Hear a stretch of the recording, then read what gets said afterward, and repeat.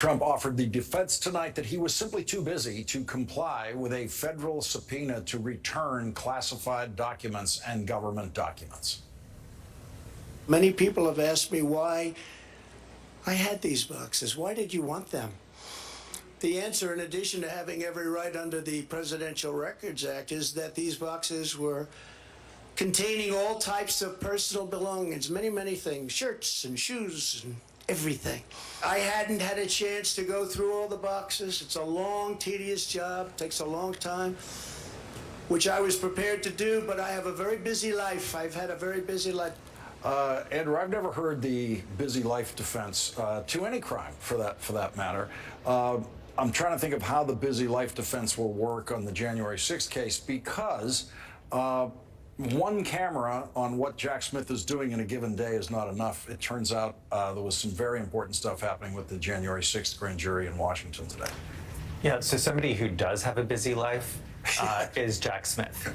And I just think this is so telling that while this was going on in Florida, where Jack Smith was present, his team was also at work in Washington, D.C., where two of the so-called fake electors were seen going into the grand jury. And I just think that is a sign of who Jack Smith is, trained in the Eastern District of New York, as was I, so just a little chauvinism there.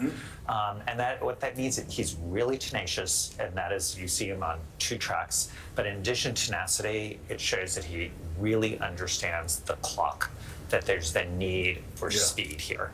And so he's not resting on his laurels. As big and as important today that this is, it's you can walk and chew gum at the same time. So I just think in many ways, that's the story today. As historic as the arraignment is, if you're thinking about the case, the fact that Jack is operating in two levels is really the story.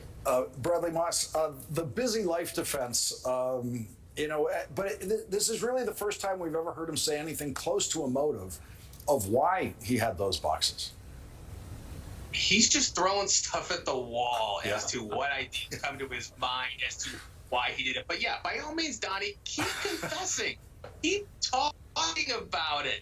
But I do want to say one thing, because that was a great segment you just had right before us with John Sale. Whatever we think of Donald Trump, and I think he's going to get justice going to come for him, he is entitled to a defense, and he deserves to have a proper defense here, because when he's done and gone, I'm still going to be doing what I do, and my job is actually not as a prosecutor. I'm the one pushing back usually against government. I'm usually fighting classification decisions. I don't want this case resulting in bad case law that hurts my future clients. So if there is a decent defense lawyer that is ready to deal with Donald Trump, if for no other reason the prosecution goes through properly, I hope he gets that person. I hope this case goes through correctly. Andrew, a quick last word on this. It's counterintuitive, I think, to many people out there that what you actually want on the other side is the best lawyer you can have on the other side. Absolutely. I mean, this is where people don't understand that prosecutors have a dual role.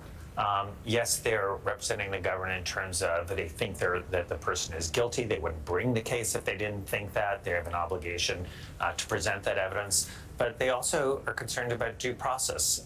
There are many times when you sit there and go, like, this person should have a better lawyer. Constitutionally, they're entitled to effective assistance of counsel. That's exactly what Bradley's talking about.